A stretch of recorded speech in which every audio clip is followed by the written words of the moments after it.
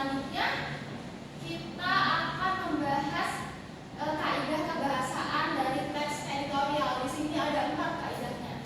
Yang pertama itu ada penggunaan kalimat retoris. Kalimat retoris adalah kalimat pernyataan yang tidak ditujukan untuk mendapatkan jawaban. Jadi pertanyaan-pertanyaan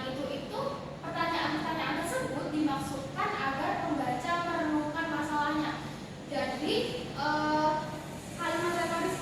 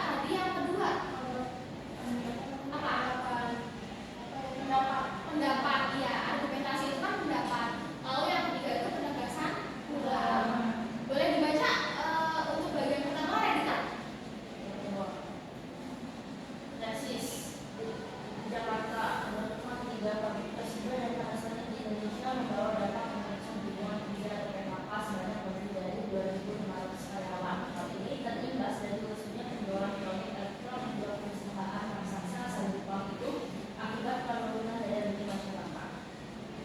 Oke, untuk bagian ini kan bagian pengenalan. Tadi kan judulnya pabrik Toshiba dan Panasonic tutup. Jadi di sini itu membahas mengenai berapa karyawan yang dipecat, lalu apa aja imbasnya, gitu ya kan? Jadi membahas dulu pengenalan. Lalu yang kedua, Hana boleh dibaca yang argumentasi? Baik Ibu, Presiden Konfederasi Serikat Pekerja KSPI Said Iqbal mengungkapkan Toshiba telah menutup pabrik teknis di kawasan industri Cikarang, Jawa Barat.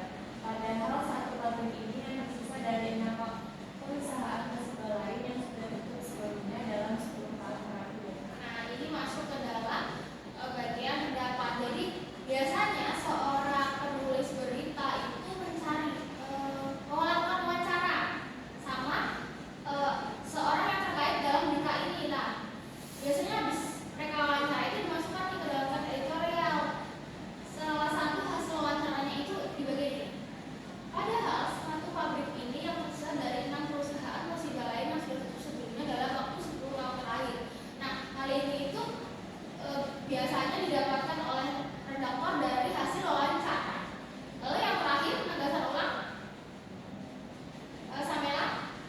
Baik Ibu, untuk penegasan ulang, yang tutup ini adalah pabrik televisi Toshiba terbesar di Indonesia, selain di Jepang. Karyawan dari PHK lebih dari 900 orang. Tugasnya saat konferensi pers di Jakarta, Selasa 2 Januari 2016. Nah, pada bagian ini terdapat penegasan ulang. Ternyata yang di PHK itu jumlahnya 900 orang, bukan 2.500 gitu.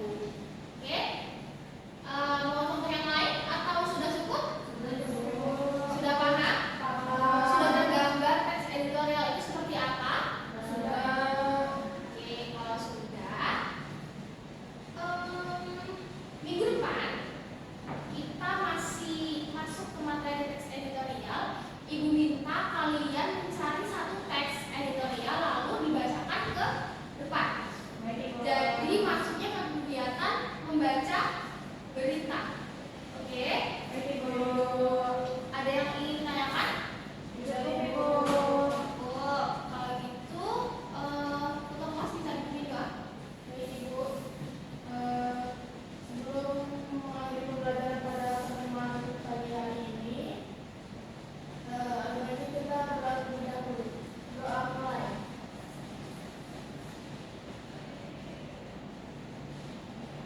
Selesai. Baik, terima kasih hari ini sudah mengikuti pembelajaran dengan baik, memperhatikan Ibu. Jangan lupa tugasnya minggu depan. Ibu akhiri. Wassalamualaikum warahmatullahi wabarakatuh. Waalaikumsalam warahmatullahi wabarakatuh.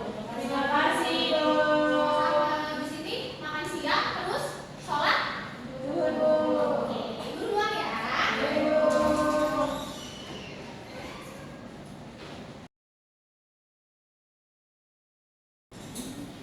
Assalamualaikum warahmatullahi wabarakatuh. Izin memperkenalkan diri, nama saya Siti Razizah dengan NPM akhir 104 selaku observasi lisan dari saudara Eka Hanifah Febriani. Di sini saya akan melakukan observasi saudara Eka Hanifah terhadap keterampilan ke-8, yaitu keterampilan mengajar kelompok kecil dan individual. Saudara Eka Hanifah Febriani sudah melakukan beberapa keterampilan berkomunikasi antar pribadi yang dapat saya amati. Yang pertama adalah menunjukkan kehangatan. Saudara Eka Hanifah dalam pembelajaran telah menunjukkan kehangatan, kemudian menunjukkan kepekaan, mendengarkan, serta merespons. Saudara Eka Hanifah juga mendukung serta membantu murid dalam melaksanakan pembelajaran. Kemudian, saudara Eka Hanifah juga merencanakan dan melaksanakan kegiatan pembelajaran dengan baik. Salah satu hal yang dilakukan adalah dengan menetapkan tujuan pembelajaran pada awal kegiatan pembelajaran. Kemudian saudara Eka Hanifah juga memberikan nasihat serta merencanakan kegiatan yang akan datang. Saudara Eka Hanifah juga telah melakukan pendekatan, ya, menggunakan pendekatan yang menyenangkan, kemudian menantang siswa untuk berpikir, mendorong siswa untuk mengemukakan pendapatnya, serta mendorong siswa untuk menyelesaikan tugas dalam kegiatan pembelajaran. Demikian yang dapat saya sampaikan. Saya akhiri. Wassalamualaikum warahmatullahi wabarakatuh.